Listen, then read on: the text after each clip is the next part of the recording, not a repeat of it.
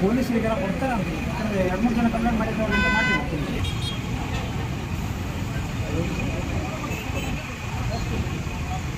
ನೋಡಿ ಇಲ್ಲ 2-3 ಜನ ಕಂಪ್ಲೇಂಟ್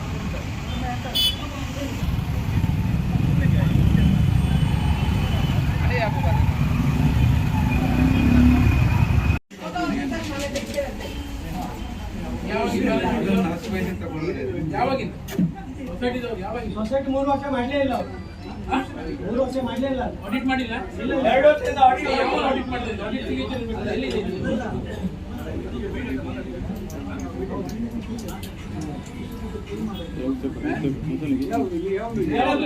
ಇಲ್ಲ ಮೇಡಮ್ಗೆ ನಾವು ಮೊದಲೇ ಹೇಳಿದ್ದೆವು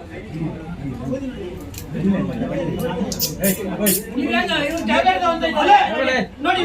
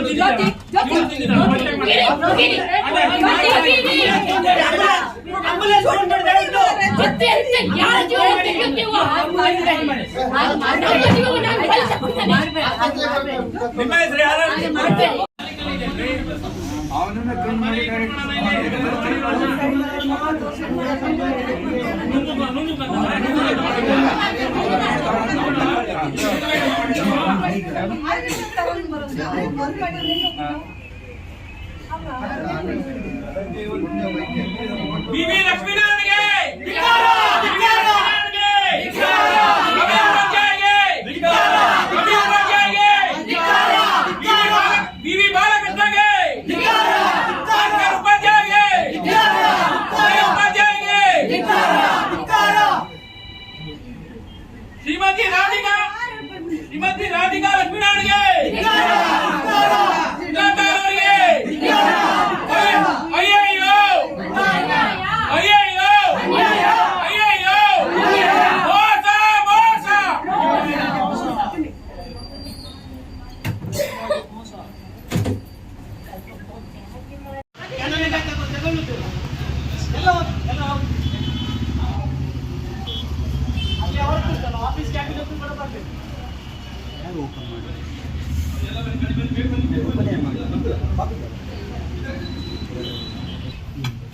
ಯಾರಾದ್ರೂ ಸಂತಂತ್ರ ಇದ್ರೆ ಬನ್ನಿ. ಎಲ್ಲ ಮೋಸ ಅಯ್ಯಯ್ಯೋ ಮೋಸ ಮೋಸ ಮೋಸ ಅಯ್ಯಯ್ಯೋ ಮೋಸ. ಅದ ನೀವು ಅದು ತಲೆ ಕೆಲ್ಸ್ಕೊಳ್ಬೇಡಿ, ಬಿಡಿ ಅದು.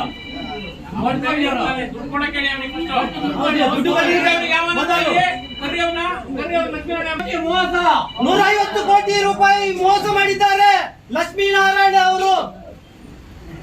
ಉಡುಪಿಯ ಕಮಲಾಕ್ಷಿ ವಿದ್ಯುದ್ದೇಶ ಸಹಕಾರ ಸಂಘದ ಲಕ್ಷ್ಮೀನಾರಾಯಣ ಅವರು ಮತ್ತೆ ಅವರ ಫ್ಯಾಮಿಲಿಯವರು ಒಟ್ಟಾಗಿ ಎಲ್ಲರೂ ಹೆಂಡತಿ ಮತ್ತೆ ಅವರ ಸಂಸಾರ ಮೋಸ ಮಾಡಿದ್ದಾರೆ. ಲಕ್ಷ್ಮೀನಾರಾಯಣ ಅವರ ಹೆಂಡತಿ ಮತ್ತೆ ಎಲ್ಲರೂ ಮೋಸ ಮೋಸ ಮೋಸ ಲಕ್ಷ್ಮೀನಾರಾಯಣ ಮೋಸ ಮೋಸ ಮೋಸ ಮೋಸ ಲಕ್ಷ್ಮೀನಾರಾಯಣ ಮೋಸ.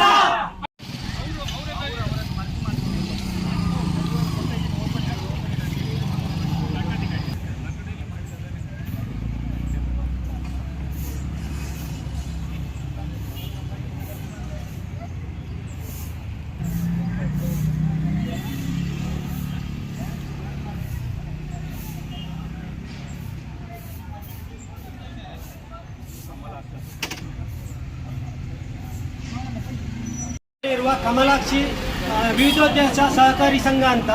ಇಲ್ಲಿ ಒಂದು 2 ವರ್ಷದ ಹಿಂದೆ 12% ಬಡ್ಡಿ ಕೊಡ್ತಾ ಇದ್ದೇವೆ ಅಂತ ಜನರಿಗೆ ಆಮಿಷ ಒಡ್ಡಿ ಎಲ್ಲ ಹಿರಿಯ ನಾಗರಿಕರು ಮತ್ತು ಕೊರೋನಾದಿಂದ ಸಂತ್ರಸ್ತರಾದವರು ತಮ್ಮಲ್ಲಿದ್ದ ಸ್ವಲ್ಪ ಹಣವನ್ನು ಇಲ್ಲಿ ತಂದು ಬಡ್ಡಿಗೆ ಇಟ್ಟು ತನ್ಮೂಲಕ ಜೀವನ ಮಾಡಬಹುದು ಅನ್ನುವ ಒಂದೇ ಉದ್ದೇಶಕ್ಕೆ ಹೆಚ್ಚು ಬಡ್ಡಿ ಸಿಗ್ತಂದ್ರೆ ಬಡ್ಡಿಗೆ ಇಟ್ಟಿದ್ದಾರೆ.